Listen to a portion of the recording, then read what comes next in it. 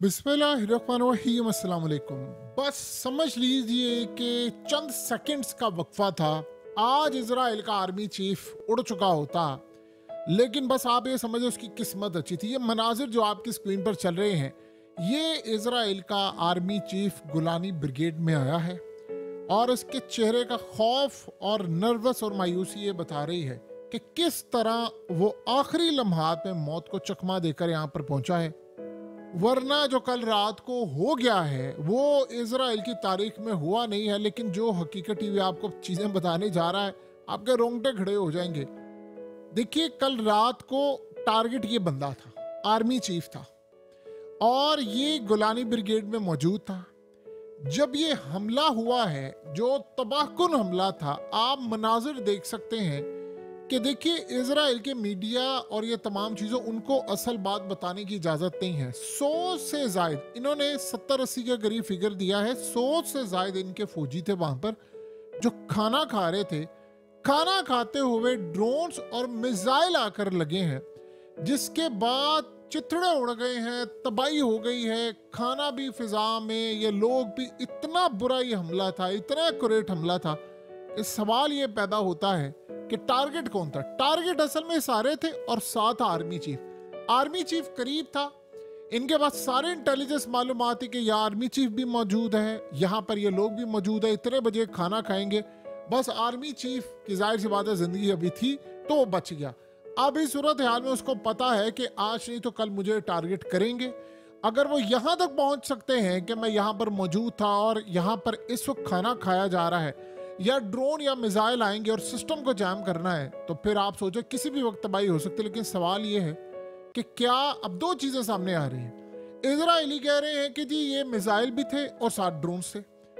अब वो वहां पर इल्जाम लगा रहे हैं रूस के ऊपर कि ये असल में जो मिसाइल हैं ये रूस ने उनको प्रोवाइड किए हैं, जो शॉर्ट रेंज के हैं। यानी आप ये समझ लें करीबन कोई 200-250 किलोमीटर तक की रेंज के भी होते हैं, 70 से लेकर 100-200, डिपेंड करता है कौन सा मारा।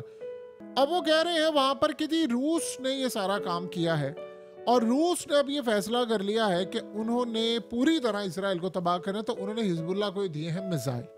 उन्होंने मिसाइल दिया और उन्होंने आगे से हिट किए हैं, क्योंकि ये वो पहला मिसाइल था या ड्रोन्स थे जो वो कह रहे हैं कि अभी तक डिटेक्ट ही नहीं हो पाए और ये टेक्नोलॉजी किसी के पास नहीं है। देखिए हिजबुल्लाह पिछले 1 साल से ड्रोन्स मारे, इस तरह का हमला कोई नहीं हुआ कि जहां 100 के करीब आपके बंदों को फटका दिया गया हो और आपने कहा हो जी सिर्फ 4 जो है वो मारे गए हैं या फलाने मारे गए हैं।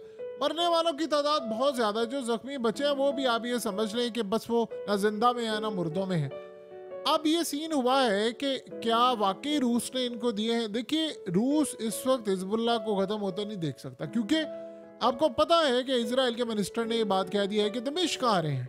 तो भाई तूने पे आप दो चीजें देखें। नेतन्याहू ने तकरीर की कि जी वो हम रजीम चेंज करने वाले हैं, बस जल्दी ईरानी लोगों को कहा कि आपकी जान छूटने वाली, यानी आयतुल्लाह अली खामनेई लीडरशिप से। उसकी तकरीर खत्म होती है, 6 घंटे के बाद तैयारी हो जाती है, ईरान मिसाइलों का ऑर्डर जारी कर देता है और इसराइल पर हमला हो जाता है।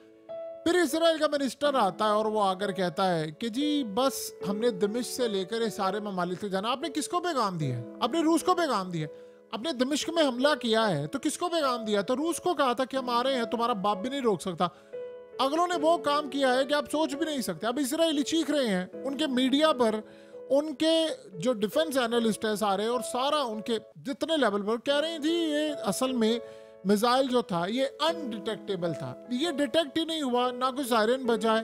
इतनी एक्यूरेट इंफॉर्मेशन इंटेलिजेंस मालूमात हिजबुल्लाह के पास नहीं हो सकती। होती तो वो अपना लीडर ना बचा लेते, होती तो वो कम से कम हसन नसरुल्लाह को ना बचा लेते, लेकिन वो नहीं बचा पाए। तो इस सारी सूरत हाल का एक ही मतलब है कि उनके पास सारे का सारा मामला बड़ा क्लियर था और जो मिसाइल आकर हिटों में है वो इजराइल के मिसाइल से बहुत ज्यादा ताकतवर थे। और वो कह रहे हैं कि रूस ने इनको दिया है और सबक सिखाया है कि भाई आप देखिए मिडिल ईस्ट में रूस के खिलाफ शाम के अंदर इजराइल स्ट्राइक कर रहा है। सारी दुनिया को पता है, रूस को भी पता है ये बात कि किस लेवल पर जाकर ये यूक्रेन के अंदर पूरी जंग को फैसिलिटेट कर रहे हैं ताकि मेरा रास्ता रोका जाए। तो वो अगले ने चुप करके तो नहीं बैठना। कहानी इससे भी ज्यादा बड़ी है, इससे भी ज्यादा बड़ी है, जिसका आप और हम अंदाजा भी नहीं लगा सकते। देखिए, दो चीजें इंटरेस्टिंग है, आप जानकर हैरान होंगे। ईरान के पास है S-300, पहले की बात हो रही है। ईरान के पास S-300 है। इजराइल ने सारी तैयारियां आज तक अपने डिफेंस ये वो सब कुछ ईरान के S-300 को सामने रख कर की। अब ईरान के पास आ चुका है S-400। तो S-400 कौन चला रहा है? ईरानी चला रहे हैं? जी नहीं, रूसी इस वक्त ईरान में मौजूद हैं जो S-400 ऑपरेट कर रहे हैं। Su-35 ईरान के पास आ गया, कौन ऑपरेट कर रहे हैं? ईरानी कर रहे हैं, उनको तो तजर्बा ही नहीं है अभी तक Su-35 का। Su-35 के लिए जो डॉग फाइट करने वाले हैं वो रूसी पायलट हैं, वो पहुंचे हुए हैं ईरान। तो अब जब इसराइल ने हमला करना है तो आपको पता है उसमें मुकाबला किसका करना है? ईरान का नहीं मुकर्रा, उसका मुकाबला रूस के साथ है। रूस के पायलट होंगे Su-35 में, इजराइल के F-35 होंगे, F-15 होंगे, वो हमला करने के लिए आएंगे तो सामने बैठे होंगे रूस के पायलट।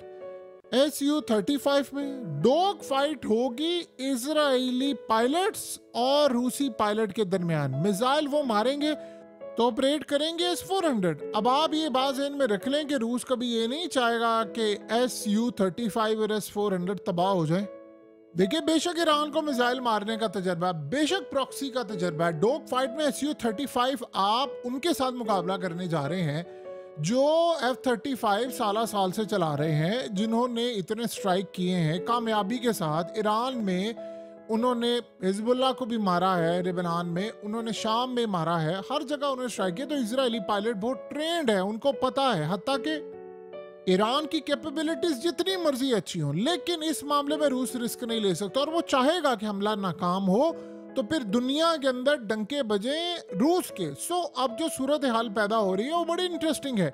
देखिए, इस वक्त रूस मैदान में कूद चुका है। इजराइल को ये बात पता है। अगर अमेरिका, देखिए सवाल क्या है, third anti ballistic missile system आपने लगाया है तो कहानी जरा समझ ले। सीन क्या हुआ है? सीन ये है कि इजराइल करने के लिए जा रहा था हमला ईरान के ऊपर, यानी एक आध दिन में उन्होंने ईरान पर हमला कर देना था। और third anti ballistic missile system 100 फौजियों, ये इन्होंने कहा 100 फौजी, ज्यादा है उससे, 100 फौजियों से जायद पूरे का पूरा staff, third anti ballistic missile system सारे का सारा इजराइल में है।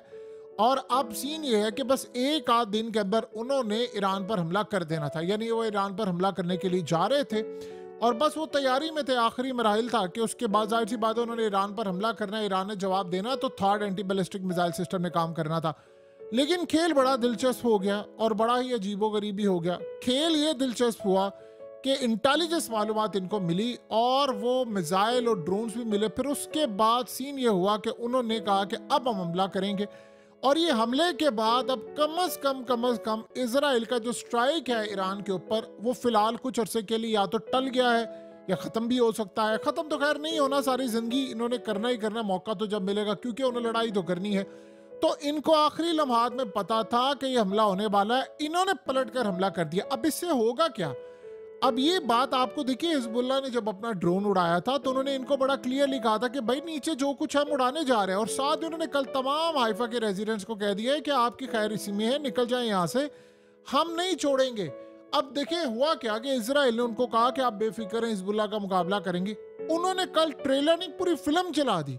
आप 100 के करीब अगलों के फौजी मारे और जख्मी कर दें और आर्मी चीफ को आप टारगेट करें तो जाहिर सी बात है फिर आवाम के अंदर तो खौफ आएगा कि यार ये हम तो इनके साथ रहते। उन्होंने इनको कहा कि मुसाद के हेडक्वार्टर फलाना ये वो, ये सारे आपके आगे पीछे, हमें पता है, हमारा मुंह ना खुलवाएं और अच्छा है कि आप निकल जाइए। नहीं अवाम वहां पर ये कह रही है नहीं जी नहीं, हम क्या रहते हैं सिविलियन है। उन्होंने कहा कि हमें पता है सिविलियन की आड़ के अंदर आपकी फौज करती क्या है। तो उन्होंने अब जो नज़ारा जारी किया है वो बड़ा खतरनाक था। यानी अगर कल हिजबुल्लाह हमला ना करता तो आज ये समझ ले कि हो सकता है आज या कल या एक दो दिन में फिर ईरान के खिलाफ इजराइल का स्ट्राइक बिल्कुल होने वाला था। तो अगलों ने नैले पे दैला फेंका है। यही काम हुआ था कि आयतुल्लाह अली खामनेई को उड़ाने की आखिरी हद तक तैयारी हो गई थी और वो बस आप ये समझ लें कि एक आध दिन का स्ट्राइक था कि वो करने के लिए जा रहे थे। उन्होंने, आपको पता है हसन नसरुल्लाह के बाद नेतन्याहू ने इतनी बड़ी तकरीर की, खुलकर सामने आ गया, कहता है कि मैं ये करूंगा, मैं वो करूंगा। तो फिर अगलों ने काम ये किया, उन्होंने कहा ठीक है जी इसको उड़ा दो। फिर उन्होंने जो मिसाइल मारे जो सूरत हाल हुई वो आप सबको पता है। बहरहाल एक बात तो तय हो गई है कि ये इंटेलिजेंस मालूमात के यहाँ आर्मी चीफ मौजूद था, यहाँ 100 के करीब आपके फौजी खाना खा रहे थे, इस वक्त ब्रेक होती है, इस वक्त उनको सब मिलता है। ये इतनी बड़ी इंटेलिजेंस मालूमात थी कि ये दुनिया में कोई चाह कर भी इसको बाहर नहीं ला सकता। बहरहाल वो आगे इंटेलिजेंस मालूमात, और इसका हमें अंदाजा हो गया है कि किस लेवल पर वो जाकर हमला कर सकते। रूस का मिसाइल हो, ड्रोन हो या किसी का भी हो, एक बात तय हो गई है, रूस ने छोड़ना नहीं है इनको। वो अभी तक यूक्रेन में सबको हरा रहा है और इसको छोड़ देगा वो। इजराइल की बहुत बड़ी गलतफहमी, दमिश्क में हमला करके उन्होंने गलती की, ये उसका जवाब था।